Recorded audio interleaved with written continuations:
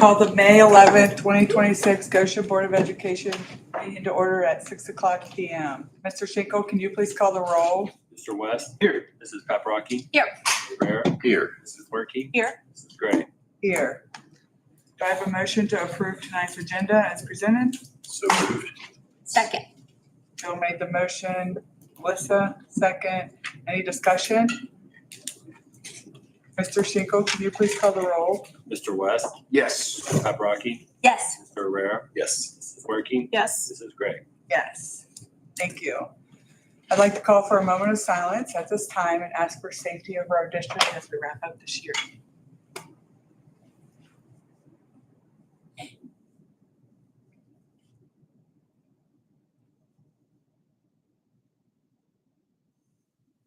Thank you. Please stand as Superintendent Mr. Brian Bailey leads us in the Pledge of Allegiance. I pledge allegiance to the flag of the United States of America and to the republic for which it stands, one nation, under God, indivisible, with liberty and justice for all. Thank you, Mr. Bailey. I'd like to introduce our next item on the agenda regarding functional capacity. Yep, I've asked Matthew Cropper to come out tonight. You have a presentation on your table, front, back, not stapled correctly, but it is front, back, and it is there for you. I can't figure it out, so. It's a is setting what on it that is. copier that There's is. something with it, yes, but we're gonna follow along up on the screen as well, but, yeah, sorry. I don't wanna figure out your click and your speed. Yeah. I think one more slide might be your start. Okay. Thank you, Superintendent Bailey, members of the board. Thank you guys for the chance to be here tonight. My name is Matthew Cropper with Cropper GIS Consulting, and I'm here to give you a presentation overview of some of the work that we've done over the last 5-6 months. We've done a demographic study, we've done a capacity study for you guys, and then we also did what we call a utilization forecast, which shows how your building space is now and how it's anticipated to be over the next 10 years as it relates to percent full. So we are Cropper GIS Consulting. We're based out of, my office is in Delaware, Ohio, just north of Columbus. But we have staff, 6 people on staff, a couple people in Ohio, 1 in Virginia, a couple people in Indiana. And we do this kind of work all across the United States. So we do demographic study work for districts of all sizes from 2,000 to over 200,000 students. We also do a lot of this capacity study work for districts across the country. And so we bring to the table a lot of expertise and what we see in other communities. We're constantly watching economic conditions and things like that as we do our demographic study. We have applied demographers on staff who are trained in small area forecasting and doing their work, and I'll talk about that in a little bit. And we also have background in mapping, the geographic information systems, which stands for GIS. And that gives us a lot of good ways to analyze data on maps to see kind of what's going on as it relates to census data, local county data, planned housing, a lot of other information that we can layer on together and look at information. I'm president of the company. This is our 21st year in business. And so I'm honored to be working with you guys. It's always good to work in a project that's closer to home for us. A lot of experience in Ohio and across the country, but we've done a lot in this region as well as other places in Ohio. So yeah, there's that. And like I said, we are here to give you an overview of the demographic study results, and then also talk about the capacity study, and then kind of merging them together into what we call a utilization forecast. So I'll start with the demographic study. We collect data from a lot of different sources to do our demographic study. The school district gives us a lot of data. We collected student data so we can map out the students and find out how many kids live in different neighborhoods and subdivisions to see where the density of students are. We correlate that to what we see with housing and kind of look at yield data to kind of interpret how many students are coming out of different housing types. And we compare that to new home construction. The county And the planning commission, your local planning offices gave us a lot of good information about housing and where the homes are being planned and how many units are planned and sort of the stage of where they are in the build out and that kind of stuff. We use a lot of census data to get us a base understanding of the population that's living here as of 2020, and then we kind of age that forward. So that's an important part of it. And health department gives us a lot of data on birth information. And we love to use other sources. Zillow was actually a really good resource for home sales activity. You can go on Zillow and you can pull up this area and you can filter to look at home sales. And one of the big things that we do in addition to new home construction is we analyze existing home sales activity. Because for every new home that's built, there's usually about 8 to 10 existing homes that are bought and sold. So existing home sales is a big part that a lot of people miss. And we look at that, and Zillow gives us a lot of good information from that regard. So in order for us to do our enrollment forecast, we actually do a full population study before we do an enrollment forecast. So the demographers will look at the total population of your district and identify the age structure of your district. And then on top of that, they look at fertility, mortality, and then migration.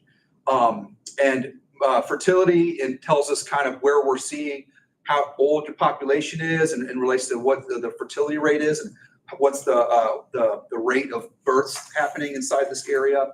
Mortality shows us, looking at the age structure, how many people are anticipated to die in the next 10 years. And that's kind of another effect that we look at, because as population ages, they empty nest. Younger families are moving in, replacing older households and things like that. And then migration is the part that we look at in determining home sales activity and also people moving in and moving out of your district. When we do a forecast, we always have a set of assumptions. These are things that we cannot control, that we basically are assuming are going to maintain, be constant. When we go back and look at our forecast accuracy, which we anticipate it being a plus or minus 2% at the district level of the life of the forecast. If we start to deviate from that high or low or that 2% threshold, we start to look at our assumptions and determine what may have been violated in the assumptions, because we're giving you a forecast based off of the population structure and all those things I talked about, and assuming these things are going to hold constant. And if we deviate, usually it's something with our assumptions. So a lot of the assumptions are related to housing, the economy. You could see that we have interest rates. We're assuming that interest rates are going to stay below 8%.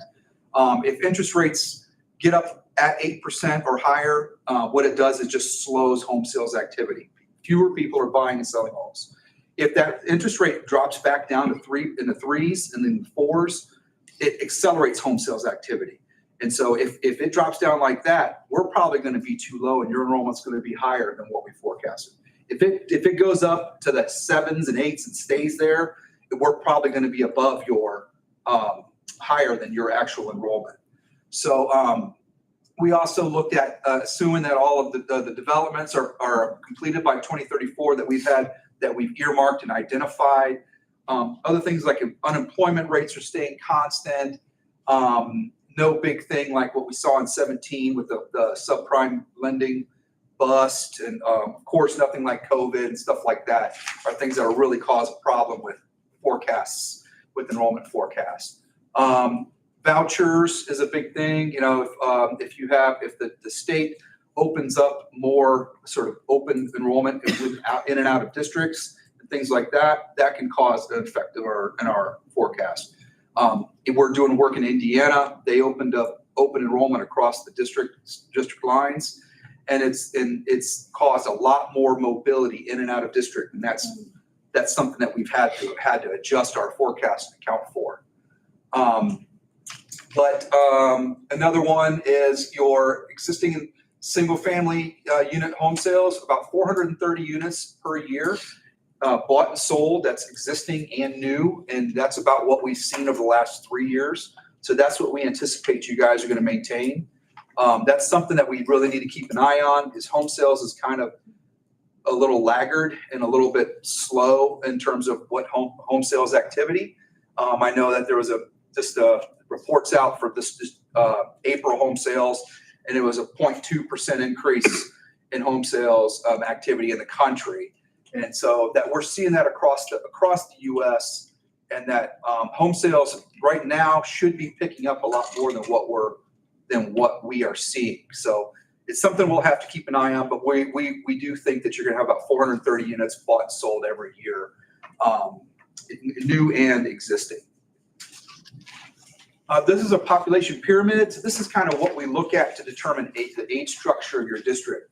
Each bar is age group, 0 to 4-year-olds, 5, 9, 10 to 14, all the way up to 85 plus. So think of this as basically a demographic fingerprint. This tells us how many 0 to 4-year-olds or preschoolers are living in your district as of 2020. How many elementary kids is the next bar up, 5 to 9, 10 to 14 are your middle schoolers. And then you have 15 to 19 are your high schoolers. And then you have other age segments of the population that are households with kids, empty nesters, and then turnover. So the size of these bars kind of tell our demographers what would happen to your population if nobody moved in or out. And a lot of times, you need to bring in people just to break even, and just because of the aging nature of the district. And this is Goshen right here in 2020. So this shows the age structure of your population. So notice that 0 to 4 bar, how much smaller it is than the 5 to 9.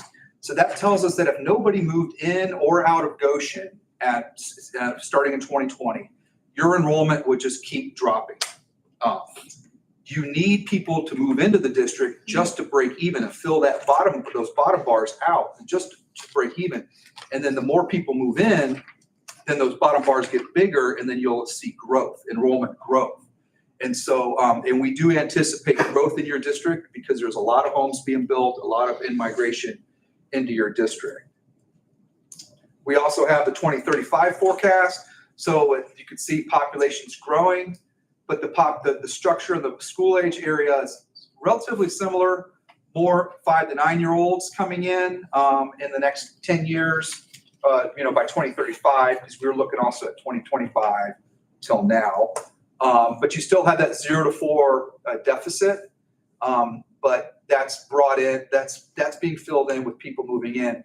But the older segment of your population is getting older and growing, and so you're going to have more old folks in the district, more households with fewer children, and things like that that you're kind of push and pull kind of dynamics as it relates to population growth in a district. Looking at your population forecast results, the median age, you can see that's anticipated to go up to about 42. Right now, we estimate you about 40, just a little under 41.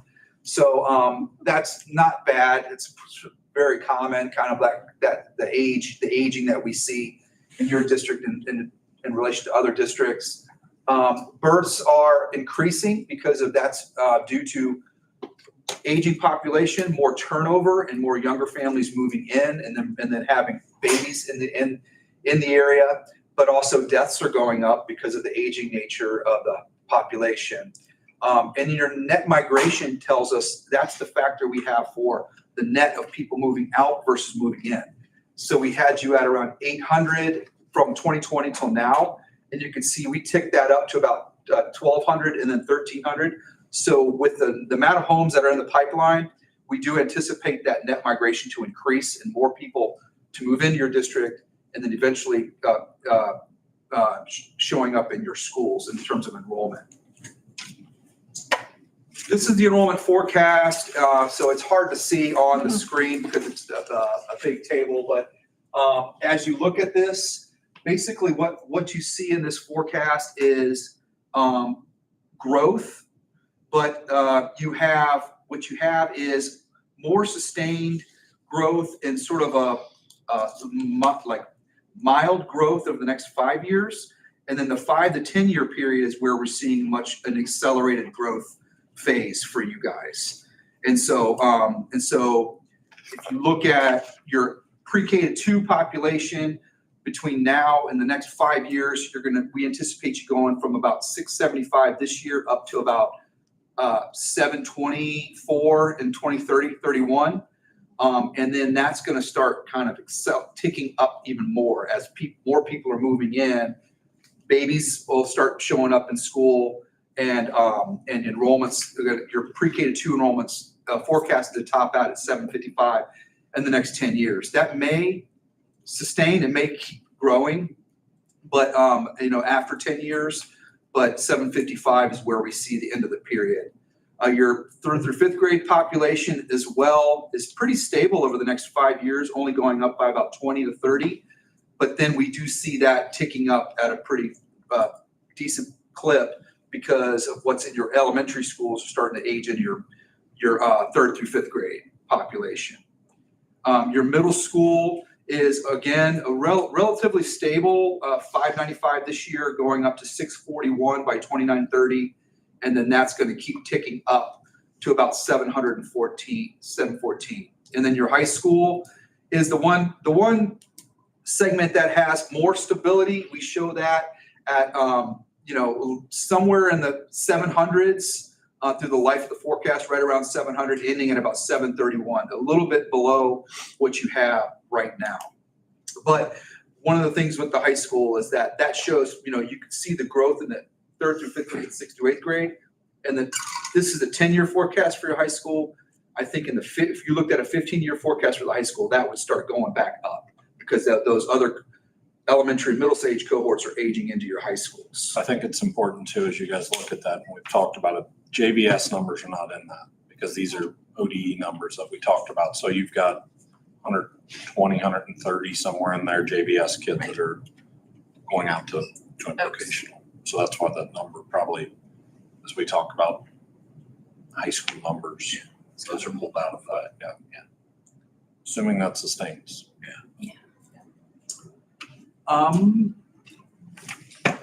So we've also did a series of mapping to kind of look at housing. And this it looks like a heat map of this. Basically, we geocoded your kids, located the students based off of their address. So this shows you the density of students in your district for each school. And as you can see, it's probably no surprise to you that you have a higher density of population and enrollment as you closer to Cincinnati than you do further northeast. And so a lot more population sort of where your schools are and south and west of where your schools are located. And similar pattern in your Spalding Elementary, and then Goshen Middle, and then Goshen High School. So we see more high school age kids further east than you see the other age cohorts. But yeah, and we look at this in relation to where the homes are being built, and that kind of helps us get a better understanding of where how many kids may come out of new homes and things like that. So red is the most. Yes, ma'am. Red shows you the highest density. Like think of it like a weather map when you see the weather coming through. Alert. Yeah. The deepest red is where the most densely populated areas are, where you have the greatest number of students. I'm just going to keep going unless you guys want to ask any questions about the demographic study, or would you like me to keep moving on? Yeah, keep moving. Okay. So demographic study is set. We establish your forecast enrollment for the next 10 years. Another piece of work that we did was the capacity study. So this is basically to get an understanding of how many seats each building has, how many students each building can hold from a functional capacity perspective. So this isn't fire code or the maximum number that a building can hold. This is really how many students can you serve in a building, and while maintaining the delivery of education that you guys offer. So in looking at capacity data, we met with the district. We established what the class size goals are for your district. So about 22 students per classroom in grades pre-K through 3rd. And then 25 students per classroom is this class size assumption in grades 4 through 12. And then your special education units that have high incidence special education, or about 8 students per classroom. So that's what we counted in those classrooms. So we met with each building principal, and I came to town back in, I think it was around March or February, and met with each principal and did a tour of each building. We looked at the floor plan together, and then we also, when we're looking at the floor plan, I like to ask the principal about how the building is being used. And I always say that principals are the most resourceful people that I've ever worked with. In a space that's overcrowded, they use every space that they can make available. They're reclaiming closets and making every space available. But also in a space that has extra room, they spread out and they're using the building efficiently however they can. And so one of the parts in the art in doing a capacity study is discerning where the principal's using space versus what they need. And okay, are they spreading out thin into, if they have extra space, or if they didn't have that space, could they still make it work and manage? Or where are they using spaces they shouldn't, and not counting those in the capacity? So we don't look at elementary level. There's certain uses of that are needed for resource pull-out use. So for small group instruction and taking children for sort of one-on-one instruction, you need to have a space for that. If we were to count every single room as a 22-to-1 classroom, then you would end up seeing kids in the hallway getting pulled out for one-on-one instruction. So you have to make sure that you have space for pull-out and resource uses in your elementary buildings, especially in the older buildings like Mark Hook. It's an old building that was designed a double loaded corridor. You have one long hallway, classrooms on both sides. That's the old method of how buildings were designed. Newer designs have small offices and small spaces set aside or built into the design for pull-out use. In a place like Mark Hook, you have to actually discern, okay, you can't count all these rooms as classrooms, that they need to have some kind of pull-out use. And so some of those classrooms were not counted in the capacity, just so that there would be space for small group instruction and for specialists and things like that. We didn't count music and art in the elementary spaces, but when you get to middle and high school, typically you do.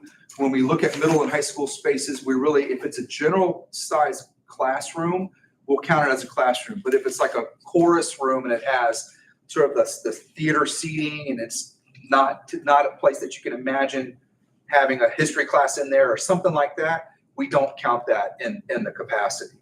And so as it relates to there's something that we used called a reduction factor, which is very common to be used for particular older buildings that have the older design.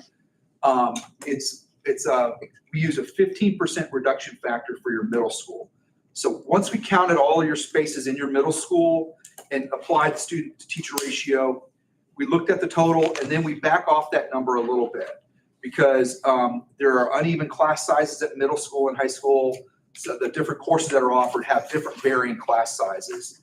Also, you have to factor in some of the nature of what the course space is. And so there's cafeteria, which is pretty small in the middle school, hallways and those other corridors and things like that.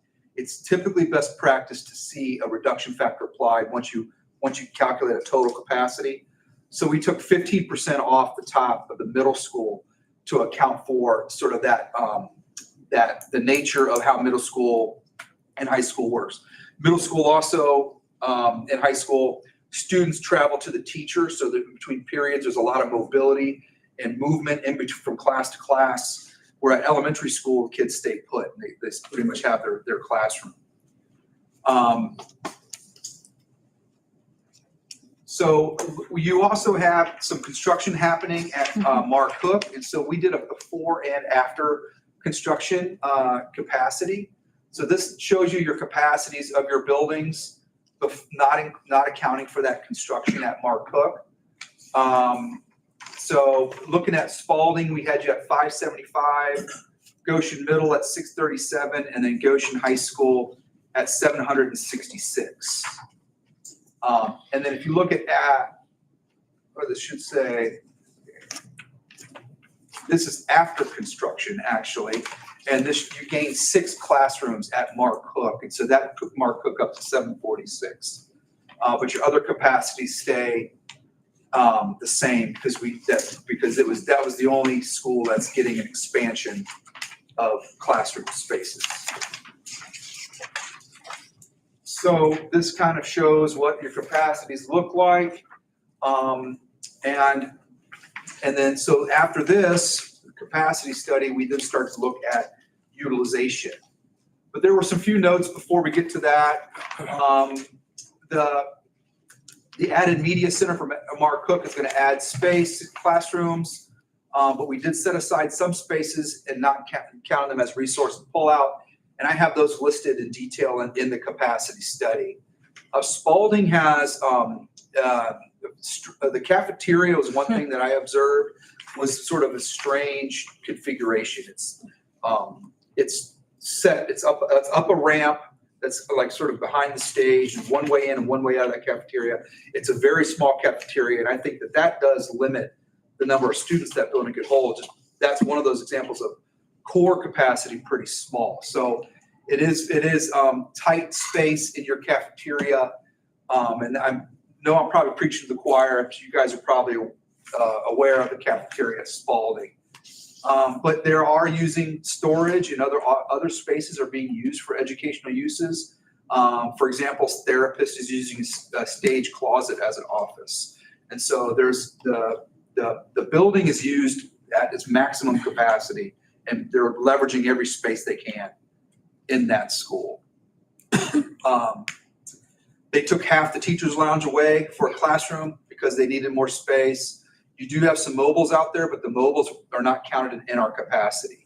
And then another kind of choke point is you only have 2 bathrooms for grades 3rd through 5th grades, which can be kind of a bottleneck at the bathrooms. The middle school, it's like I said, the older design of buildings. And, you know, I hate saying it's an old building because it's born in the same year. I was born in 1976. So it's a 50-year-old building, but it's had a lot of work done. I have not had any work done, so so it's doing better than me probably. But it has a small cafeteria, some low ceilings. It's kind of an odd configuration in the cafeteria for the middle school. There were some smaller rooms that we didn't count in the capacity so that they could have some space for small group instruction in that middle school. Your high school is in pretty good. It's a good school. It's the newest building you have. I think it's a good building here. We didn't count the rooms that are being used for the Ascend program. So there's 2 big rooms that were not counted in our capacity. You have a glass sort of study hall kind of spot in your cafeteria area, and that I didn't count in the capacity. It's good for sort of small group instruction or sort of individual use, but it's not really suitable for a full size classroom. And then 2 rooms on the 2nd floor were not included in the capacity as well, giving a little bit of space for some of the more small group instruction. So putting this all together, we do what we call a utilization forecast. This tells us how full your buildings are now and how full they're going to look in the next 10 years. And you look at a color scale, the darkest green, it shows where there's excessive underutilization, which you don't have any of that here. And then the darkest red shows the sort of what we consider over 105%, the most overcrowded. Ideally, you'd like to be somewhere in that pink to light green. Those 2 color bars in the middle is kind of the sweet spot for utilization. Somewhere between 76 to 95% is, you get to the high end of the 95, you start getting some pressures, but that's kind of like the sweet spot when you look at this. And this is your utilization forecast, and you can see Mark Cook is deep red, but you do get relief when you add those classrooms, so it goes more in the pink. And then Spalding is, basically when I look at this, I see, when I look for this, I like to see, is there greens and pinks? And this tells me there may be an imbalance in how buildings are used. And maybe you could consider moving a grade level somewhere or something to kind of get them all in the pink, add students into the green schools, take some out of the darker red schools. In your case though, you're pretty much at capacity or over capacity at all three levels. And so your elementary space is going to continue to be overcrowded. And like I said, you could see the deep reds are starting to show up in the second 5-year period of our forecast. The first 5 years between now and 2030, 2029, you're red and like sort of your dark pink, but you're not all red. But we do anticipate that to tick up, your enrollment to tick up, in your space. You're tight right now, overcrowded or at capacity, and it's only going to get worse after about 2029, 2030. That's what we anticipate. That's a lot of stuff I've given you here in a short time, but I'd be happy to answer any questions that you may have. So I'm looking at the numbers. In 2024, 103%, 102, 100, 100, 101. We start ticking back up a little bit. It's not, and it's almost like 2030, 1 and 2 kind of get back to 2024. And so, although we need to prepare, I think it is a hard sell. Like, I know we're using a lot of space that we shouldn't be using for certain things, but it could possibly be a hard sell to want to do stuff if they're seeing numbers. Yeah. So. I think my biggest concern though is the Spalding, right? Spalding is over capacity. Yeah, never dips beneath. Yeah. So I have a few questions. Just if we go back to the demographic data, you said something about maintain home sales from the past 3 years, and that basically we anticipate that we'll maintain the same type of house sales from the last 3 years.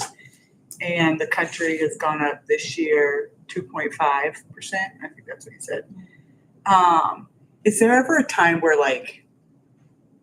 you're like, that community is different from every other community we see out there? And I ask that only because we see right now that across the country, student numbers are going down. Yes. But a lot of people are building here. So it feels very different than even people right around us. So how do you guys anticipate those kind of things? Yeah, and that's why we don't use national trends. We really build a local-based model. Okay. And, more, I'd say 85-90% of the demographic studies that I'm presenting to districts across the country, we're showing enrollment declines. Yeah. And people think that they're growing, and we're still showing them decline. Right. So when Superintendent Bailey called me to do this, he said, we're growing, there's a lot going on here. I always sort of put that in the backspace and do an objective study. But after we started looking at it and looking at the number of units, you do have a lot of growth here. So you are sort of a couple deviations off of the mean in terms of the amount of housing that's going in this area. And so we do look at everything locally when we determine that those migration models and how many people are coming in. And I'd say that you are abnormal in terms of the amount of housing that's in the pipeline in your district. Yeah. Districts this size, not that much is happening. Yeah. And then do you reassess this every year, every 2 years? What's the kind of the standard? We like to take a look at least 2 years and just track our accuracy. So we'll call next year and the year after that, or we'll go to the ODE and collect the data and just look at what enrollment looks like versus what we forecasted to see how we're tracking. So I typically say that we don't need to come back unless we start getting out above or below that 2% threshold. So that's what I would use as a measure for needing to take another look to see, or if something big happens in our country with something big changes that, you know, you'll know when when that happens, like COVID or 2017 home kind of bubble burst. But I don't anticipate needing to revisit your district unless we need to. And then what's the, I don't know if this is you or Mr. Bailey, but, so like we look at this and we start seeing those deep red really, like Corey mentioned in the 2030, 2031 era, but you don't start building then, right? You plan for then. So like, what's the thought and planning for the future and understanding like there's not a, like this, it would be crazy for us to go out right now, right? But also wanting to make sure we're prepared for 2031. Yeah, I'd like to, you know, again, when we built these years ago, last time we made a big district too, is when we looked at Spalding, design it. Now the cafeteria stinks in Spalding. We all know that for sure. But, you know, the design of it, like, you know, this shows that we could, you know, maybe when you look at Spalding as far as continuing, you know, extending the hallways there, you know, to each hallway or whatever, that might give us some space. We need to look at, you know, we need to look at that as something, you know, like we got a classroom space over here. So Yeah. because Spalding, yeah, when you look at 10 years out, my God, we're 126% utilization. That's pretty scary. Yeah. So, I mean, we've had this for 3 weeks and chewed on it and met with SHP today because, you know, we're in the middle of master planning as well. Mm-hmm. So it was kind of the conversation I started to talk with SHP, knowing that right now, no, it's not on fire moment. Right. But you do have to start to build, and I think it's engagement over the next 2 years. I think it's following these numbers. I think it's, you know, I don't know that jumping into a full-scale master facility planning right now is the answer. It may be what are some of the stopgaps that we can do like we have with Mark Cook? Is there affordable options in there? That's obviously going to be dictated by funding and where the state's at and, you know, what comes with that. But I think, you know, as we talked as an admin team, and I think I brought you guys those questions, it was kind of like, what is that tipping point number? When is that time? And I think we'll know it as we start to have enrollment, as we track it, as this, you know, I assume that this continues to trend and the enrollment study is pointing to true, we're going to start to feel it. If we're not feeling it already in some of these spots. And I think that's when some of the more in-depth community engagement is going to have to happen on what do we want for the future? What are the options? So I think I don't want to say pause. I think we have to continue to communicate to the community, not just parents, to the community at large, because I think this is great information to have. We haven't had this before. And I do appreciate Matthew's, you know, the due diligence in this because it is a lot of good information. I think we have to use it over the next 2 years, track it, and communicate it. And then when we get to that point of, you know, I don't have the answer of what is the tipping point. I think there are small things we could do on campus possibly, but I think that needs to be discussed, you know, with the community, with you guys. I would say some future board retreat time of, you know, assuming we want to, you know, those the class sizes that we have in there are what we know is delivering a really, really good education for Goshen kids. Anytime you start creeping up and just piling more kids in a classroom, the level of education will dip. So I think we're just going to have, the side of this was to SHP today as we talked was, you know, originally we kind of worked with them to start this master planning as we did back in 2019 because we were at those numbers. And we've obviously dipped a little bit as COVID and things happen, and we've talked about that. And now we're seeing the climb back up. I don't have the answer to what is it. I think that's but I feel like we've got good data right now that we can track and make decisions as we go. I do feel like going through some of these buildings, we had talked a little bit with SHP today about, you know, possibly looking at areas like Spalding's cafeteria. Can we do something with it? But again, there will be a price tag to that. What is that? And when do we attack that? So to answer your question, we've mashed around with it for 3 weeks now. And I guess the piece that reassures me is we don't have to do something tomorrow.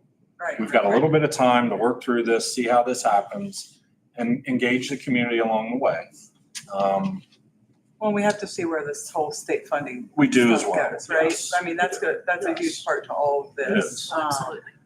Because it would be like right now, if we're comfortable with our own personal house, going out and building a mega house, Right. we're not understanding our future. Right. Right? So we wouldn't want to do that. But, you know, I always hate that we just throw away money by having trailers out there.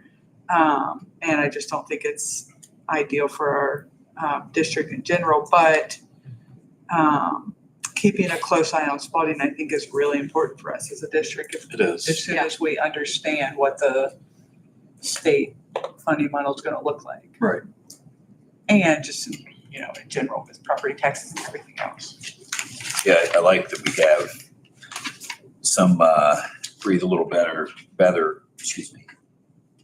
regards to the high school. You know, because a few years ago, I was like, you know, we have all these awesome programs. I was afraid we were gonna start taking up capacity here, and we gotta start cutting out programs. But as long as we keep, you know, the staff. My head's on staff and they do. So this shows us we do have the classroom space. So that's great. So but we can't, you know, cram these kids in the rooms at the, you know, the great success we've had at high school has been built on the strong foundation from elementary and middle school. You know, and we can't cram think the these other kids in the thing- small spaces there and continue to and have them, you know, grow if they're crammed into a room. You know? The other thing we talked about, we'll present this probably, if not next month, we're looking at our capital plan as well. Like, how much do we invest in some of these buildings to keep them up? Right. Where do we do, you know, as we look at that, I think that's a conversation too, because we've got an aging infrastructure inside of these buildings. They were renovated in 99, 2000 with the bond issue with, you know, chillers and boilers, and we're going to start to see some failures in those too. So, you know, there's some investment there that we're going to have to do to upkeep these that may not be available to do a project as well. So, Right. you know, there's a lot of conversation, I think, looking at this, understanding it. Do we have some spots that we could do something like Mark Hook to gain some space back possibly? Yeah. But, you know, that may have to end, you know, that may be, you know, in the end, that may be part of that master planning and part of that issue that we have to look at. It's good questions. You guys have had all the same questions I think we did as we went through this, but, you know, I think as we take some time at a retreat, and I know we talked about maybe doing a retreat closer to the start of the school year with some goals and next steps, I think we can dive into a little bit of those conversations too. And what does that look like to communicate this out to the community? I think that's our biggest opportunity is, I mean, I'm so glad it's not immediate, but I think that does come with a challenge because people out of sight, out of mind will get to it later or Well, and whatever, it's, so we need to. you know, I think that piece of it too is, Bill, you say we've got a lot of strong programs and we have them K-12, you know, whether it's the STEM classrooms at Mark Hook and Spalding, some of the career stuff that we're doing. Those all take space, and that's part of that functional piece as you look at this capacity, that it's not the same education as when the building was built in 1976. We've got a different delivery model. And, you know, in order to prepare kids for future, these buildings have to look a little different. We have to adapt spaces, but we're quickly coming to where we can't adapt much more space, right? As you're using them for gen classrooms. So I think those are the things we have to continue to watch. We have to continue to look at and talk about. What's that? The money is at OCC or something that? OFCC, Yes. Like, we're 104 on that list. Yeah. I know, but can this move us up? Like we have facts. No, I think. We're growing. They're We're not. growing, they're not. So. we we talked about that with SHP today. If you remember, I think back 2 years ago, I brought you guys that there was an emergency clause in there if we went Yeah. over 10%. Here we go. They've We're since in the red. Jumped that number up. Of course they did. So I don't know that that's an option in this forecast for us to do that, but obviously we'll continue to watch OFCC and what trends with that. But we're still pretty low down on that list to get funds or be in the status for that. It might be good too to bring or have our facilities committee to look at some of this Yeah. and have a good understanding of what's happening with our Yeah. aging facilities. Yeah. So I think I was just kind of looking at the total population, 2020 versus the 2035, and we're growing, right? But it seems like it's older. You know, the older tabs are getting older. So how did it? And at these ages where they've gotten older, they're not having kids at that point. So even though we're having a housing boom in the market, it tells me that there may not be a school age if we're getting older and as 2035. Yes, sir. You two dynamics. The segment of your population is getting older, so householders and home buyers are going to be older. But then you also have, as the population ages, that a lot of the population is already in existing homes, neighborhoods and subdivisions in your district. So those households are aging and empty nesting. And once they empty nest out, they typically stay put for 10, 15, maybe 20 years. And then that's when they start turning over. So as the population gets older, you have a higher proportion of turnover households. So homes that are going to be selling into a family that's younger with kids. Okay. The pop forecast on page 11 kind of shows you the school age totals. The one that's shows your school age totals that we look at, and this kind of shows you just the 5 to 9 year olds, how many 5 to 9 year olds, 0 to 4 year olds are we anticipating, and you can see the sizes of those cohorts vary. But like if you look at the 70 plus, those numbers are getting larger, and the school age are not growing nearly as fast as some of the older population.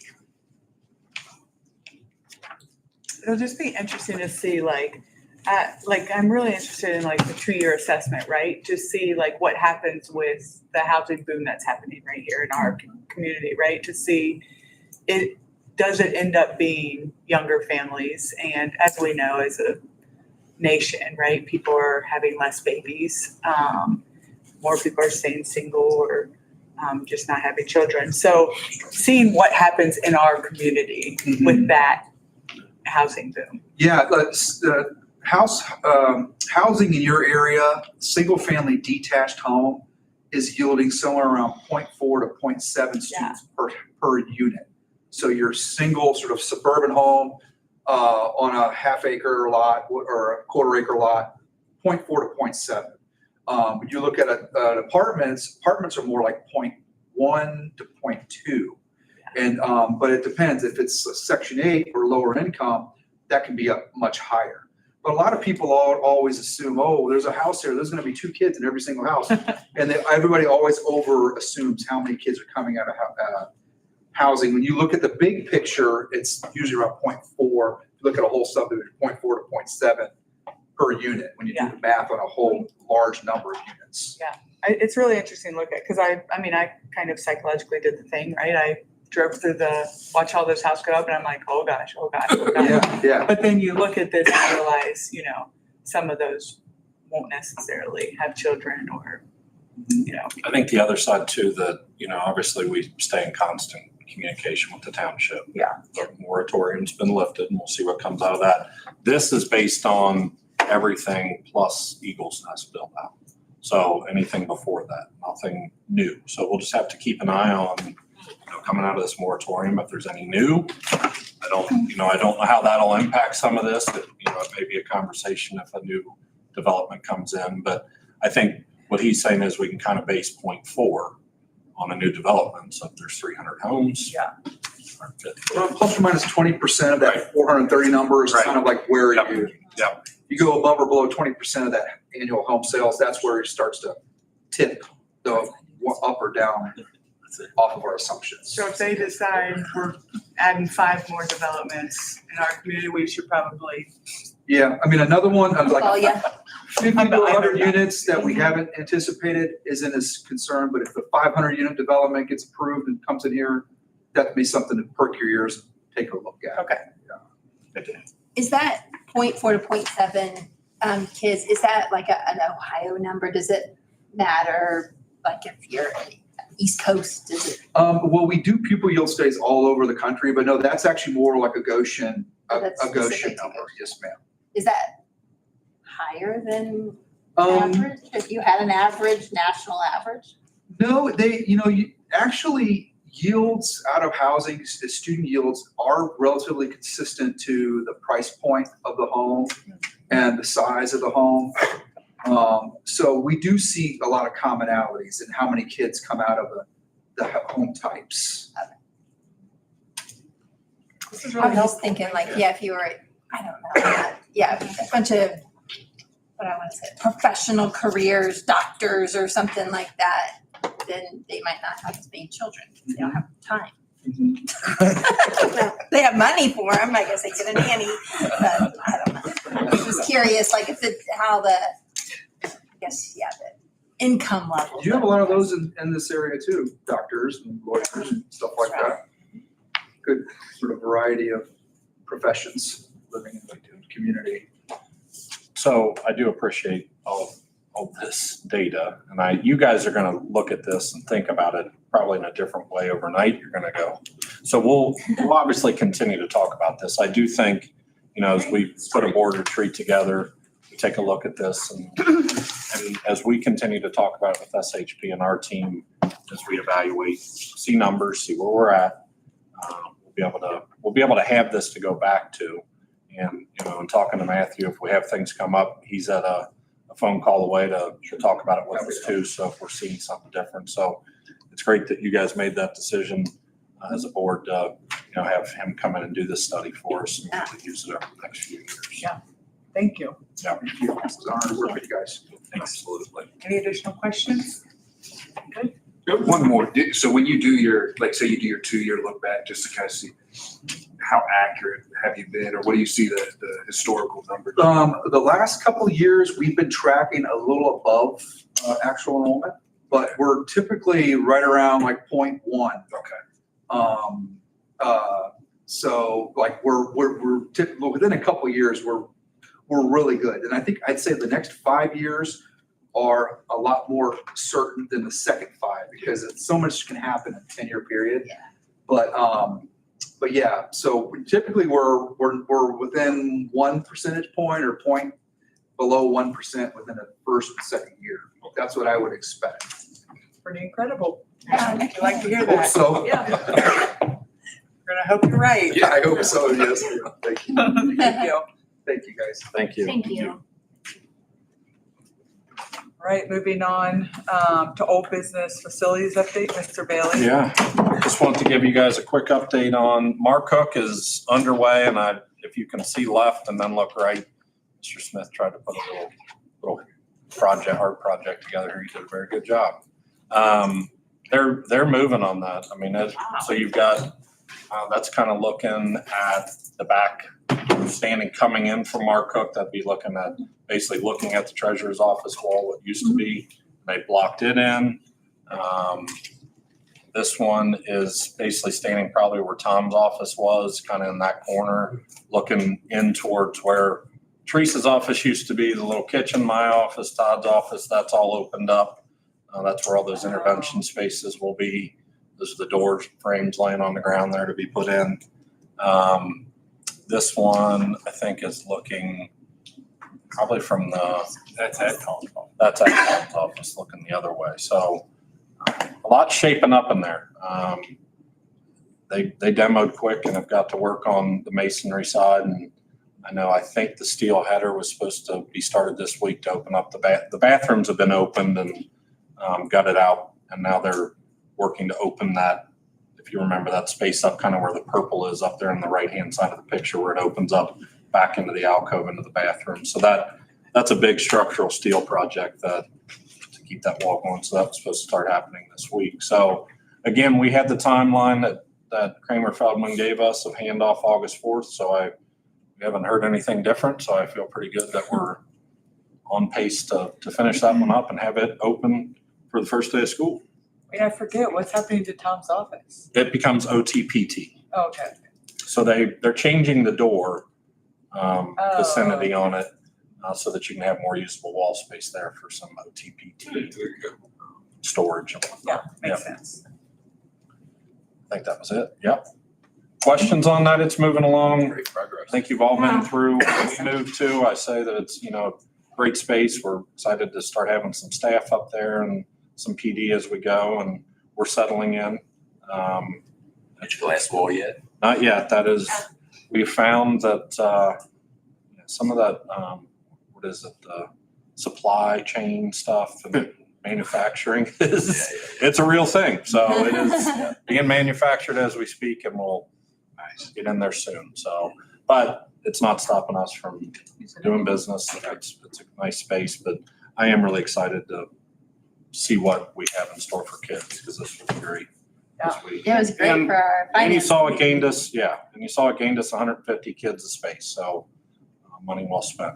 I have a question. In the Yep. new space, roughly how many staff will be in that area? So you've got 2 classrooms on Todd's side, and then you've got the 4 intervention rooms. So that's 6, and then you've got OTPT, which is 7 or 8, and then media, so probably 9-ish, somewhere in there. Some of those already exist. Well, that's not new staff, that's that's new. staff Yeah, yeah, yeah. relocating, yeah. That's why, I mean, 'cause there was. We're not adding new staff, Right. no. I was like, time Relocation. out. Yeah. Relocation, yes. Well, what I was thinking is you have 9 people who'd be like, this is pretty cool. Yeah. I mean, like, Yeah. let me Jealous of relocate. 9 Yeah. people. Yeah. That's what I was Yeah, that's not new, 9 new.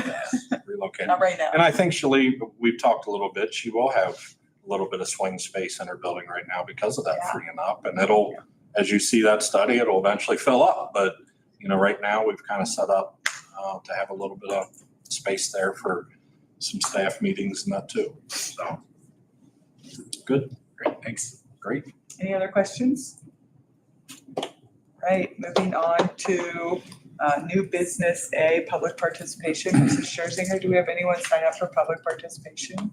To Regina Tassel. Oh, I'm kidding you. I think I can get through this without getting emotional. So I'm going to read this and not look at any of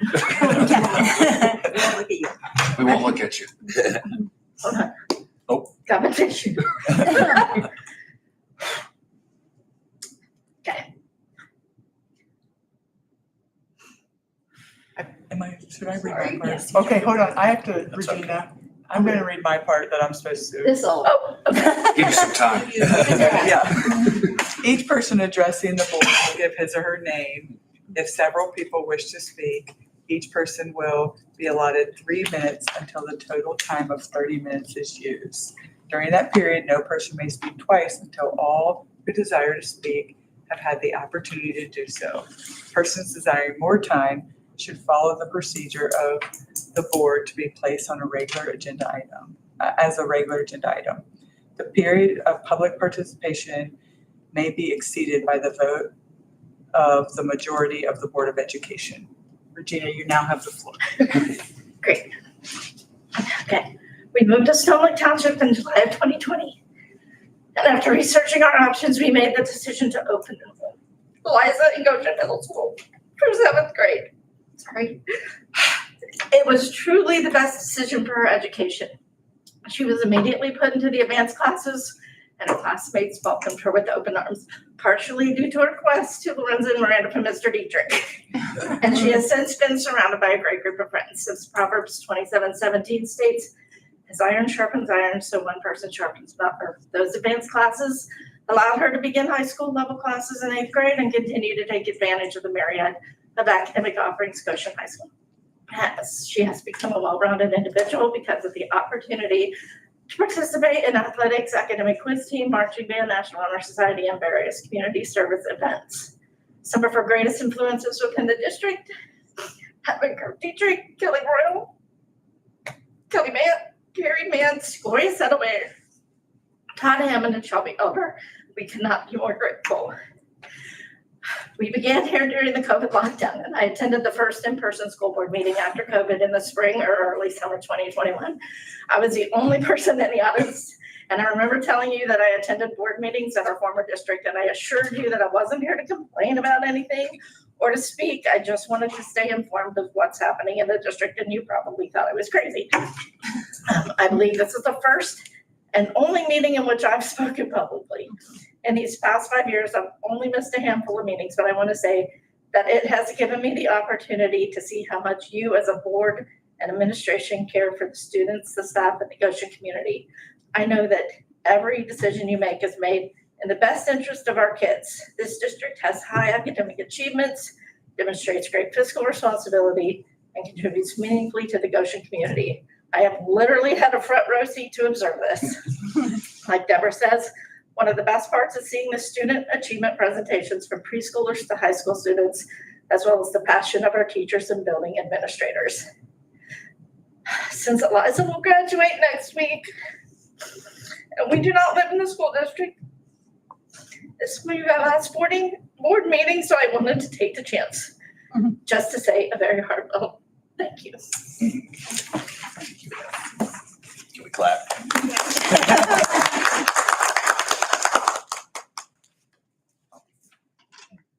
That's hard to move on from.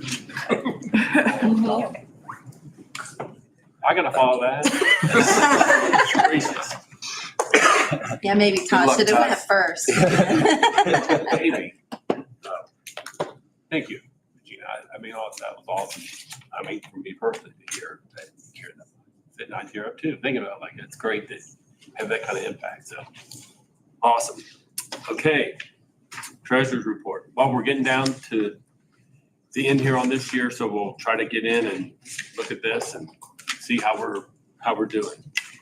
Right now, this is our year-to-date, our beginning balance, again, is $16 million. Our fiscal year-to-date is 36.4. Our expenditures is 34, and we have month end of 18. So right now for April, we're up $2.2 million. I will say that is, we just got all of our real estate settlement in, got our income tax quarterly. So a lot of income came in on this, which it normally does. And so now we'll get our foundation dollars, but that's pretty much it the rest of the year on expenditures. So on the revenue, I mean, right now we've got 92% in. I mean, our months completed is 83. We got basically 2 months. So through April, we pulled in at 36.4. We budgeted 39. The amount of budget revenue remaining is $3 million. So for the rest of the year, we pretty much are on track. We'll get our foundation dollars, miscellaneous money, but we're right on track for the most part on our 5-year. On the expenditure side, we spent $86 million. We were, again, 83% of the year done. Expenditures through April's 34 of the annual budget of 39, and the amount remaining is about 5.7. You always hear me harp about roughly $3 million a month. I mean, we're ballpark right in that neighborhood there too. So our revenue year to date, we're up $1 million from last year. If you take our April 20 fiscal year to date of 2025 is 35.4. This year we brought in 36,146, and the big number here, the reason of all that growth of $1 million is right here on our real estate taxes. That's our number for this everyone's billing. We're still getting it for this first half settlement. And then income tax had an increase, which everyone's buying homes, so they're moving in. So that's where our local share is going. You can see, which we know what's going to be happening. State share is going down as our local share goes up. Unfortunately, so that's what we're down to negative what we was in the past. And the federal dollars remains about the same. So that's where our money came from there. Our expenditures year to date, we're up from 30,000,008 to 34. So we're up about 3.2 million. That's 11%. You can see our biggest ones is we had our salaries and benefits, our purchase services, and just other revenue. So that's what makes that up there.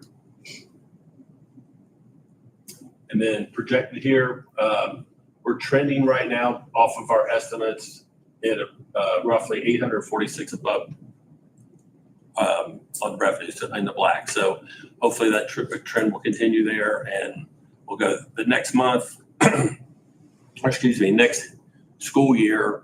We just got a email from the county auditor's office that they're still working with the state, trying to come up with how the valuation, how everything going to work, House Bill 186 and all that kind of stuff. And I know Lisa went up, and Melinda, me and Brian went up, but we listened to an overview of all the various issues on funding. And I can say no one's painting a pretty picture on anything at the state level right now. So it's going to be interesting times. And the thing of it is no one can get answers on what is really going to happen. You know, when you got four things, they talked about inside village, the foundation dollars coming from the state. I mean, once you put everything together, how that impact's going to be is really kind of up in the air right now. So, other than that, I don't know if you guys got any questions on stuff.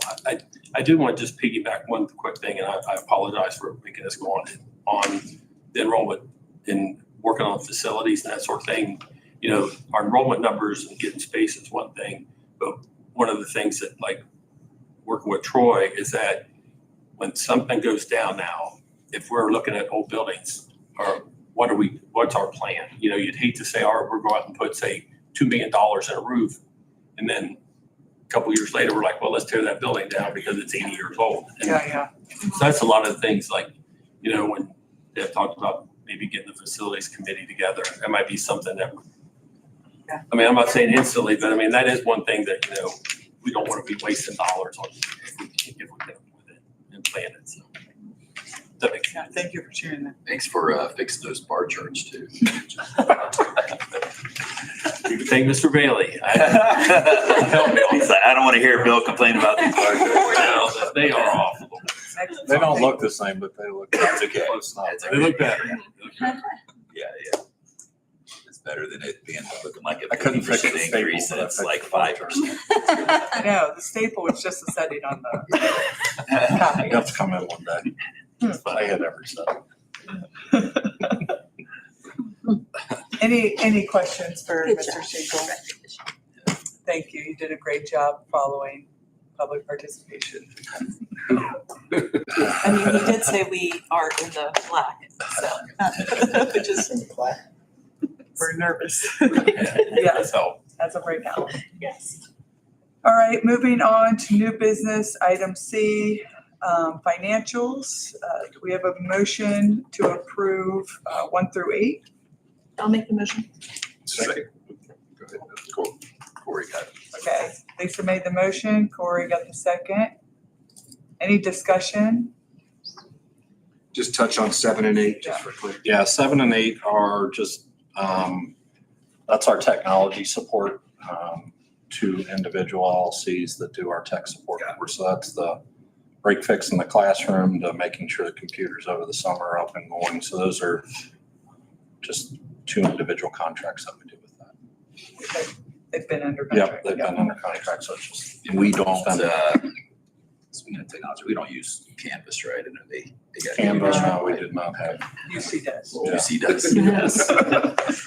Yes, UC uses it. It's Law back exams up. were in session. It's back up. Yeah. Any other discussion? Mr. Schinkel, can you please call the roll? Mrs. Paprocki, Yes. Mr. Rivera, Yes. Mrs. Working, Yes. Mrs. Gray, Yes. Mr. West. Yes. All right, moving on to new business D, personnel, 1 through 11. Do we have a motion? I moved. I'll Do we have a second. second? Melissa seconds. Bill made the motion, Melissa second. Any discussion? I just want to share, I know it looks like there's a lot of hiring. I've been able to get out early because of a retirement. So we've hired 7 new staff members already for next school year, which Wow. I'm super excited about. Nice. I know. Yeah, I've been that's busy. awesome. Yeah. That's right. We do have Garrett Whitaker, who's a Goshen graduate. We hired to work at the middle school for next, or he's on here, hopefully. Yeah. Now you're hiring him to work for middle school next school year. He's going to coach. He's super excited. I always love when I'm able to hire one of our own students coming back, does your heart good to sit down and meet with them and offer them their first position. So that's probably one of my most favorite parts of my job, to be honest with you. Also in this section, we do have an administrative contract in front of you. I want to introduce Jake Colgren, who is with us today. This is the middle school assistant principal for next school year.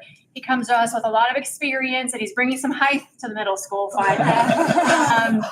Sorry, Troy. Shots Give me the look. You're giving me the look. Sorry. Shots fired. Would you like to kind of introduce yourself real quickly and just kind of tell about your educational background? It's not an interview, I promise. Yeah. I'm Jake Colgren. I'm coming to you from West Claremont. I've been an assistant principal in the district at the high school level, special education supervisor and principal at the middle school level. One of our goals at West Claremont was always to try to be number one in Claremont County. We chased Goshen for a long time, so I decided to join you. I love that. All right. Thank you and welcome. Welcome. Thank you.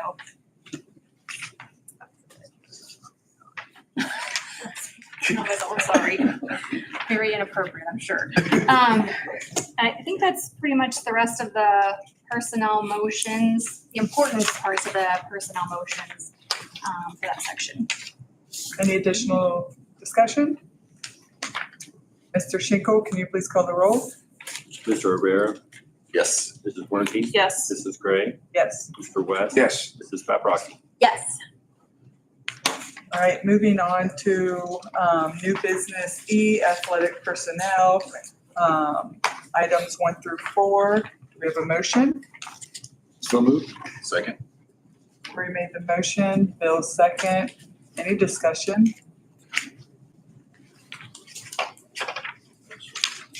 All pretty straightforward. Mr. Schinkel, can you please call the roll? Mrs. Wernicke, Yes. Mrs. Gray, Yes. Mr. West. Yes. Mrs. Paprocki, Yes. Mr. Rivera. Yes.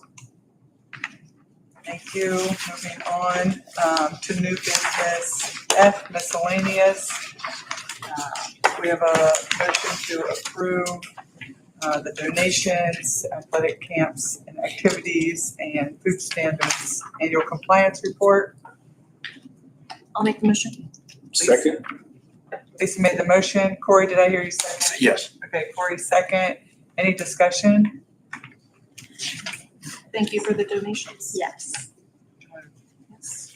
For As you the, can see, summer will get busy with camps firing up too, which is exciting to see. And yes, the donations continue to support a lot of things we do for other kids for scholarships or programs here in the district. The food standards annual compliance report, that is what I typically give.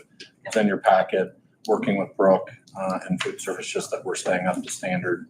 Obviously, you've got a policy to pass to keep us up to standard as well in this next section. Yep. And we do, just on the food service side, Brooke is reapplying or recertifying our CEP. I think our numbers have gone up to where she can get more of a reimbursement. So we're working through right now with Brooke on reapplying for the CEP piece to get a higher reimbursement rate. Oh, So, good. yeah. Any other discussion? I do have a question. So with the donations, when it has the scholarship fund actually donated in here, how's it? When does it show? Is it because it's gonna be, I mean, like, So the Yeah. thousands Yeah. for this year is probably tomorrow night's scholarship that they're Yeah. giving out. So then we'll turn. so why does that go as a donation here as opposed to them? It just runs through handing it? us. Yeah, I think they run it through us for tax reasons. Okay. They do. I mean, all of it. We have 007 funds for all that, and whether expendable or not expendable trust, and then just put them there. So she gives it to us, and then we cut the checks for the kids. Is this the first time we've had wrestling camp? I don't remember that before, but. Dan has always done, so it's that Ninja Warrior in advance, so it's kind of a, we used to, last couple summers, we did some of the summer classes, but with the construction and stuff. So he's just kind of keeping that wrestling camp going in a different way. Okay, yeah, I know it's a growing program, so I'm Yep. excited to see it. Any other questions or discussion? All right, Mr. Schinkel, can you please call the roll? Mrs. Gray, Yes. Mr. West, Yes. Pat Rocky, Yes. Mr. Rivera, Yes. Mr. Quirky. Yes. Moving on to new business G, the policies that were first read on last month's agenda. Do I have a motion to adopt the 3 policies under EDEC, JEB, and EFD? So moved. I'll second. Bill made the motion, Melissa second. Any discussion? Those were Very straightforward. very straightforward, small changes. Making sure we're staying with the legality part of it. Okay, Mr. Shiko, can you please call the roll? Mr. West, Yes. Mrs. Pat Rocky, Yes. Mr. Rivera, Yes. Mr. Quirky. Yes. Mrs. Gray. Yes. Moving on to new business H, Board of Education reports. Lisa? Buckle up, folks. We're at the end of the year. Lots of great stuff going on throughout the district. So for student achievement, first thing is, I got an email that OSBA is looking for student achievement fair nominations, and the deadline to apply for that is October 23rd. So we are. At Capitol Conference. Yes, at Capitol Conference, yes. Okay, so then for Mark Cook, we have preschool and kindergarten graduations next week. And they have had lots of experiences celebrating the end of the year assessments, through field trips and field day and all of that. So they are finishing strong. At Spalding, the staff and teachers created a positive environment for their testing by getting t-shirts for all the teachers to wear during testing days, and they made signs that they put out in front of the school and then also through the hallways to pump up the students to do their best. They also hosted their family picnic 2 Fridays ago. It was cold and rainy, so the picnic was indoors. And they did their science fair, which I was sad I didn't get to go to this year. That's always fun. And then 2nd grade toured the building today. So they are making that transition. At the middle school, I think this might be the first year that they've done this. The National Junior Honor Society hosted the incoming 6th graders on May 4th. And they did tours in small groups, and they had trivia with Miss Flynn. So to make that a fun transition. And let's see, Miss Danu's content creators class, they made videos highlighting the Goshen Community Cares impact on the community. They posted one of them on Facebook, and that was a really great video. GHS, graduation. We're near the Mic drop. end. That's it. I'm so sorry, because I too am like tearing up here. Another successful prom is in the books. And congrats to our new NHS inductees, the Flex Factor winners, and our Flying Warriors completed the Flying Pig 5K this month also. So that's student achievement. Business advisory, we met on April 22nd. We had a great discussion for setting goals for next year and our meeting dates. Great presentation from the Dan Beard Council. Trades. Yeah, on trades. New Trade Center. New Trade Center hosting field trips from different schools in that to give another resource for those who may not possibly get into the Oaks for students and for community as well.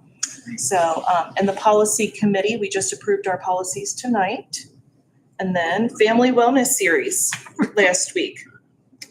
The importance of play. It was so good. That was such a great presentation. And talking to the parents who were there, they showed up because emails were sent out. So that worked. Yes. Emails. Yes. So not just the Facebook. And they said calendar invite? Yeah, and I think Ashley sent Dojo reminders as well. So, yeah. So the parents that showed up, the majority of them were from Spalding, and there was Mark Cook one as well. And with this, one person has been to all four Yeah. of them. Mhm. Yeah, it Yeah. was very interesting. I think so. Yeah, I think so. Yeah. So, but that was such a great series. So I'm glad that we did that. Okay, that's it. Sure. Listen, I love it. Great job, Lisa. you guys give me a task and we're gonna go with it. Only because she wants to share some other thing, let us say. Sorry. Bill, you're next. No, Oh, hold I mean, on, wait, wait, she, that's not we can talk about That's not BLI. it. Yeah. So at the Board Leadership Institute, on our tables, they had these little cards for us to write a letter to our future selves. And what they are going to do is those who filled these out at BLI, they're sending them to the district at the In the end year of next, or something, yeah. at next BLI, correct? Yeah, In I think so, yeah. 2027? I think So Melissa and I grabbed You'll be getting mail extras. from us. Did you fill them out, Bill? I did not. No, you can do See, it. there you go. I That's was- for Corey. Thank you. And then Yes. there's some instructions if you guys want to Alright, get them too. yeah. So, okay, now I'm done. Bill? So I'm going to, since she's talking about BLI, I'm gonna say, we got a shout out. Yes, Yeah. I was. We were in a session, with, it's kind of catered towards newer board members, but there's always something to learn in one of the sessions. And, the three of us were sitting in this session and the presenters up front speaking about a bunch of different topics, and they got to board policy. And there was a lady in there from, I don't know what district, somewhere on the other side of Ohio, because she didn't know how to pronounce Yeah. Goshen. Where's She said Goshen? Goshen. And she had her laptop and she looked up, and I don't even know how she even found it.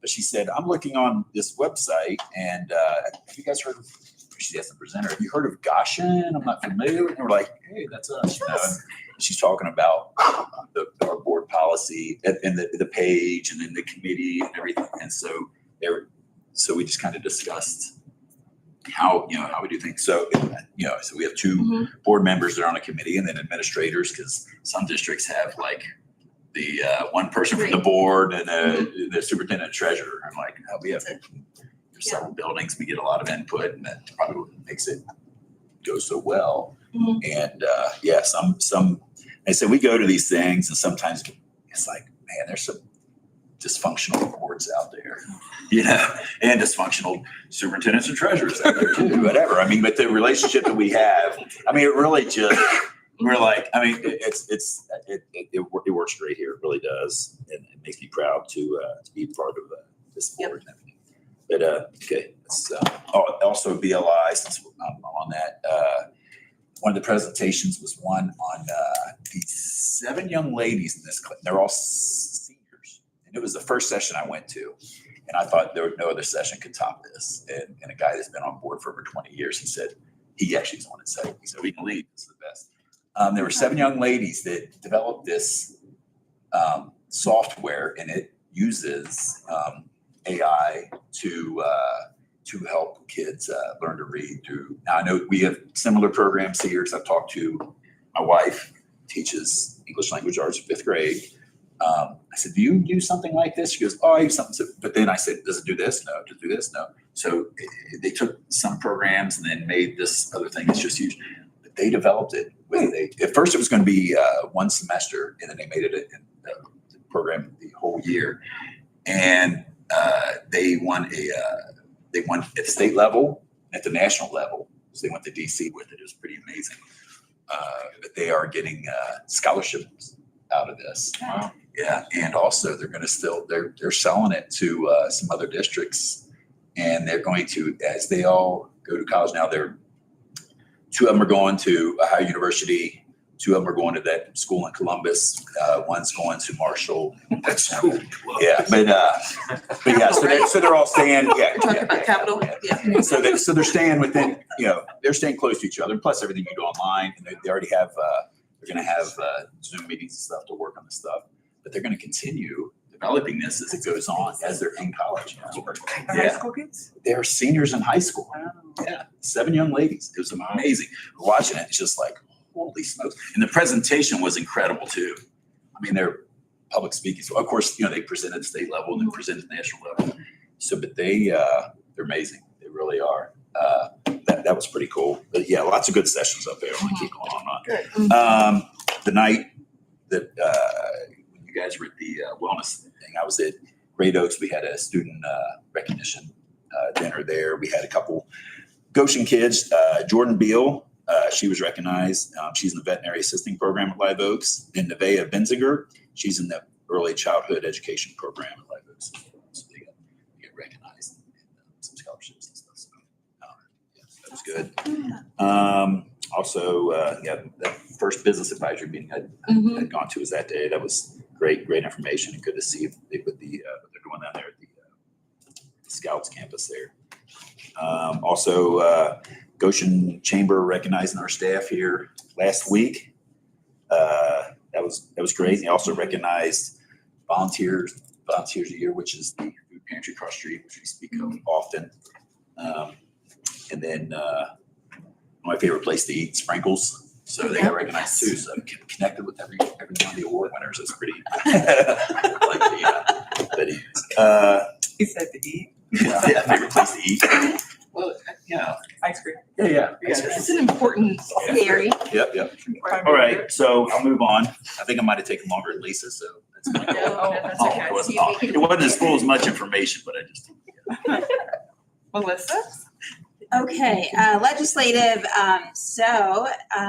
our House and Senate are gonna get back to work this week. They've been on a long spring break and they were out there campaigning for the primaries. So just two bills that are kind of moving along. House Bill 203 passed and will now go to the Senate. This is based on the Lakota student who was killed in the school zone. So it increases the penalties and fines for vehicular assaults and homicides that occur in school zones. So hopefully that never is anything that impacts us, but it's good for everyone. And there's been amendments to Senate Bill 19. That's the math bill. So a lot of things are moving along. It's got a lot of different parts to it, but basically they're removing the mandate of NIPS, giving districts more flexibility to do their own intervention because don't need to be told how to handle our intervention. Let's see, the finance meeting we had was good. Was that last week, I think? Yeah, same day as the governor, right? And then at BLI, I went to a America 250 session, and it was very interesting. It was led by a former, or I think he was retired, history teacher from Fayette County. And one of the things that he was really proud that his students led a project of providing gravestones for all veterans, and they redid a cemetery. You can get these headstones for free, as long as you know the date of service and where they're buried.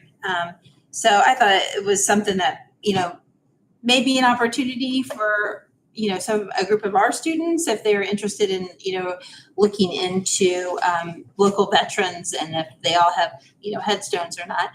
And then I sent Teresa a link to the K through 12 education link for America 250 and just some different ideas that maybe our school and community could partner for the celebration.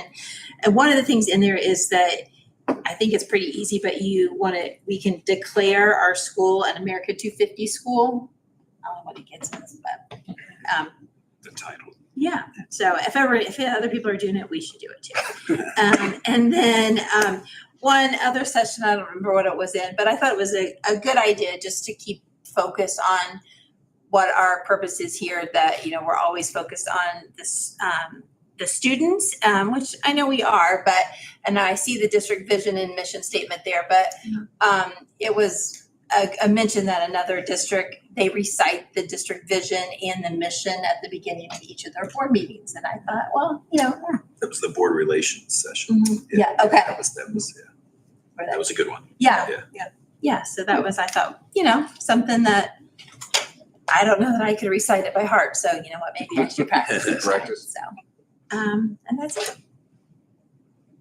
Corey? Well, since I gave my time to Lisa. Thank I'll you, I be appreciate brief. that. You're welcome. Really the big thing in the township was the firehouse opening, which was pretty sweet. And I haven't got a message back from the others to see if there's any other township news, but yeah, the firehouse was the big one. And you brought up the school zones, if I could real quick. So if we're pulling out of the school, we don't see like the flashing lights, like it's a school zone. So is there something, because there's one down here, and I'm assuming there's one up here, but if you're coming from the school, you may not know it's a school zone and it's flashing. Have we ever thought about putting like a? No, those are installed by the county. Are they? Okay. It's a county installation. I know our Just curious. crosswalk lights up, but Yeah. I don't know. I'm just curious. about- Sometimes you get going, like you drop something off, you're going 35 and it's school zone time and you don't know that. Yeah. So I don't know what they do in the middle of, Yeah, I was curious. I don't know. You I can ask. made me think of you mentioned that. So yeah. That's all I have. All right, thank you. Audit finance, I know that was mentioned by Melissa. We had a great meeting, added a new community member to our audit and finance committee, which is really great. So if you ever have a community member interested in any of the additional committees, I think passing their names along to Brian is a great idea. Community and staff public relations, the volunteer appreciation breakfast is coming up later this week, May 14th. And then Goshen Education Foundation, we will go live tonight at midnight with our golf outing. Also, GF is rolling out a new campaign to help move towards a goal of raising $300,000 by 2030. And so that will start to be rolled out as well. More information to come on that. But it's really to target kind of the events that we already host and celebrate and be able to recognize some of our business partners that continue to, and community members that continue to give towards all kinds of things, scholarships, teacher grants, building projects, district projects. So excited for that to come out. Did the Goshen Education Foundation get new members, or weren't they looking for new Yes, members? they did. So I think two additional members, well, not two additional, new members filled the roles of two members who were stepping off the board. And then I think they're actually looking to grow the board by one or two members. Wow. So in our next meeting, in the GF next meeting, we should know exactly who those are, and then they're reviewing the bylaws. Okay. But I'm excited for I'm excited for the new members, bringing in some youngsters. Any questions for each other? Any questions for us? I don't think so. Brian, Todd, Teresa? Perfect. Moving on to new business, superintendent's report. Brian? Yeah, mine pretty quick, just a reminder. Stephanie sent you guys an email today with all the graduation details. So 6 o'clock is normally when we show up, and I think you know the routine now of where to park and where to go in, but we'll gather there for class of 2026. Hard to believe we're there. 8th grade has set their DC trip. Just kind of more informational for you guys. Remember, they've moved that to the fall, right there in that fall break time. So it's October. And then invite you all to the annual staff recognition breakfast on Friday, the 22nd. We'll have breakfast about 7 o'clock, and then I'll move in for a magic show at 7:30. I'm sorry. I'm sorry. All the staff celebrations. I'm putting that in the minutes. Put it in the minutes. Sorry, I couldn't. I do Yeah. have a good, we had a great speaker about joy that I'll give you that might be a good speaker that'd be great. for Yeah. Great. August. Yeah. And then just a reminder to you guys, and we'll put this out, we will be holding our June meetings at the new administrative office. Our summer meetings, we agreed, will be up there, so June 8th and then the June 19th, and then we'll hold July there as well. But you do have 2 meetings in June, one regular and one special for financial closeout for Todd on the Books.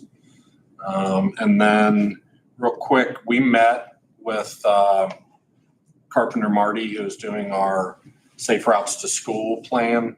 We had our kickoff meeting. This is kind of the timeline of the things that they'll be doing. There's going to be a lot that'll kind of kick off at the start of next year. But estimated completion for us to have a plan in hand is by February of 2027. And then you will see that you can start applying for funds thereafter. So a reminder, we go through this whole plan, which they're going to gather information from parents, from teachers, probably from us. They'll be out here watching traffic on and off campus and identify some key issues that they see at pick up and drop off. They'll also, and then they'll develop countermeasures and recommendations that would go into that plan, whether it be sidewalks, crosswalks, separation of cars and buses. And then they will have a public input meeting. So we will be inviting the public in to hear that plan, to give input on that. And then they'll kind of develop what that plan looks like for us to then, the board approve the plan and then be able to apply for dollars. I think the one thing that was interesting in that was originally, I wasn't sure, but it does sound like some on-campus things could be done and applied for through ODOT money if it affects the to and from campus stuff. So it'll be interesting to see what that is. I don't, obviously as you go out and apply, the other thing is we talked, this will allow us to have that plan, which not just ODOT dollars, but OKI and other grants that are out there, we'll be able to use this plan to possibly apply for those. So it'll be a lot of work. We do have some community partners on it. I asked Mr. Maffett to be a part of it. Dave's going to be on the committee as a parent. Got to call in to 1 or 2 other parents. We have the parks involved. His name's going to blank me, but the executive director of the park is going to be on it, because I do think that's a big piece of what we talk about. We've got a park next door, nowhere to get to it besides the mulch path through the mud, and the connectivity to that. Got Health Source on it because they want health partners, obviously with our school-based health, and then also the healthcare up the road, like healthcare partners in it. Educational Service Center, I have asked Daryl to be on that because this was one that he tried awful hard to get. And I just want to rub it in his face that we got the plan and to be a part of it. But no, just with the Educational Service Center and having some education, with some of the career stuff that we're doing in that. So I'm excited about it, but it will be a lot of survey data that we're going to be getting from parents. We asked them to go ahead and be at National Night Out as maybe a booth to collect some parent info while they're there, at least scan the QR code to take the survey while they're there and be able to answer those questions. I do think too, this will, ultimately this will give us some things that we may be able to leverage as we're talking about, some of the future stuff, facility stuff. So anxious to see what it is, and then what it gets us in the end. I feel like promoting that public input night is going to be huge, because this is one of the areas that we consistently hear about. And feel, if we're honest, right, as a district. And so really promoting that night so that they can have input for the grant, but also that, like you said, we could have some good public input for our facility considerations. Because, similar to what you brought up, Corey, of even as you leave and not having those lights and stuff, right? There's so much congestion that happens right here. And whether it be in the middle of the day or when we have many teams leaving a parking lot or coming into in the morning, there's a lot of uncertainty there. So It'll be good to see what the countermeasures are. We probably thought of some of them, but if we can get them down in a plan and then be able to apply for funds. And the plan is good for 5 years. So the way I kind of look at it is, there's probably been districts submitting to that Safe Routes to School for several years. So I don't know that this is a next year, we've got the plan, and all of a sudden the funds are there, but at least we're starting to get in line for that. Yeah.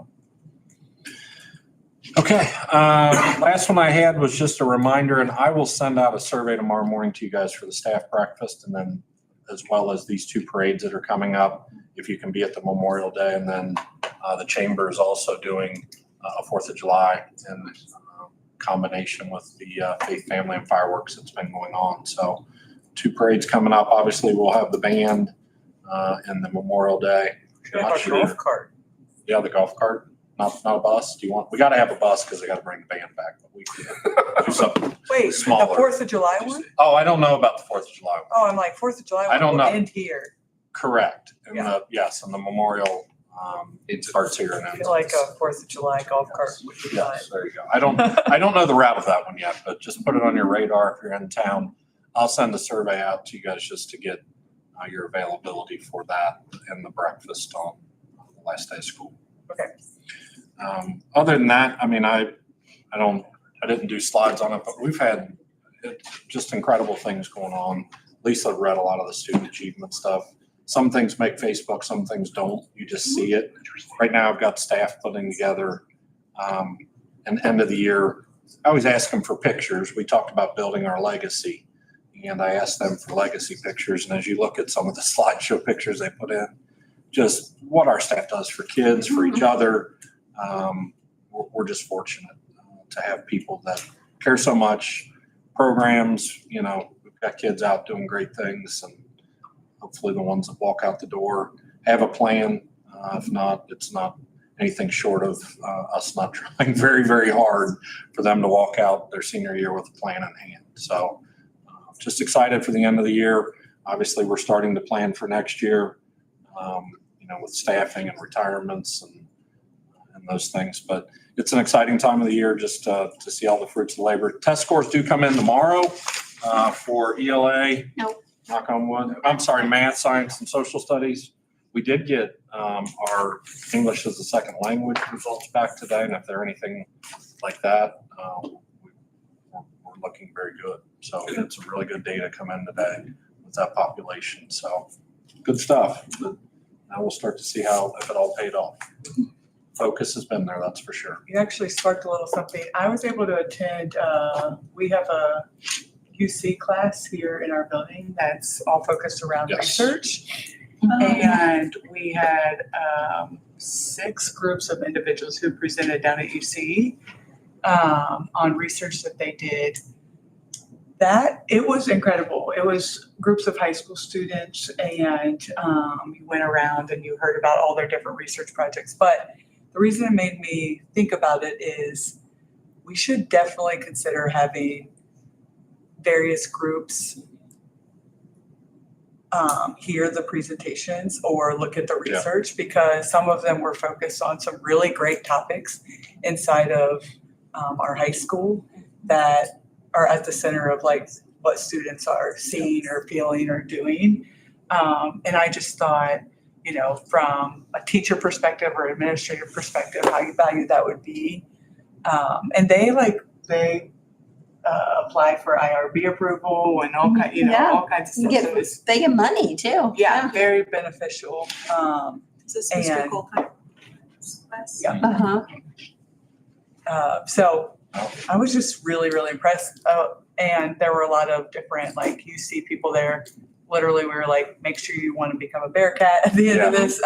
But just a lot of really impressive high school research projects that are happening right inside our school. The opportunities that our kids get are Incredible. That might be a good student achievement. I don't know if they're not all seniors, are they? Would they be No, they're not all available to? seniors.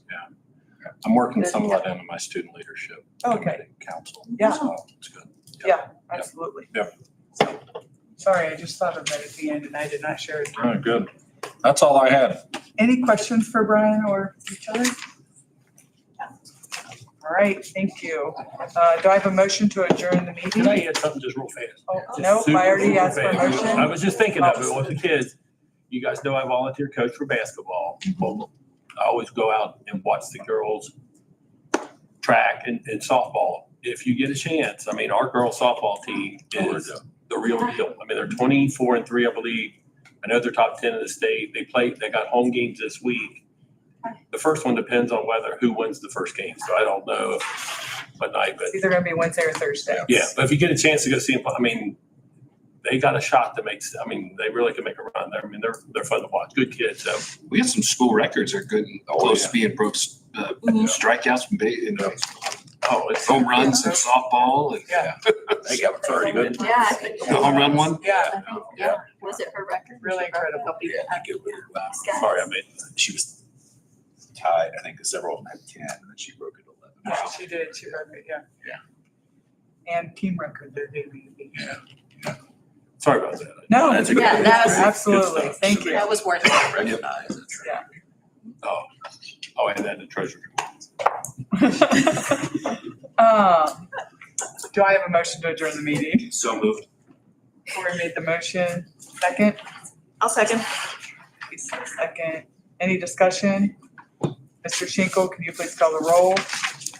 Mr. Herrera, Yes. Mr. Werke, Yes. Mr. Gray, Yes. Mr. West, Yes. Mr. Paprocki. Yes. Meeting adjourned at 7:46 PM.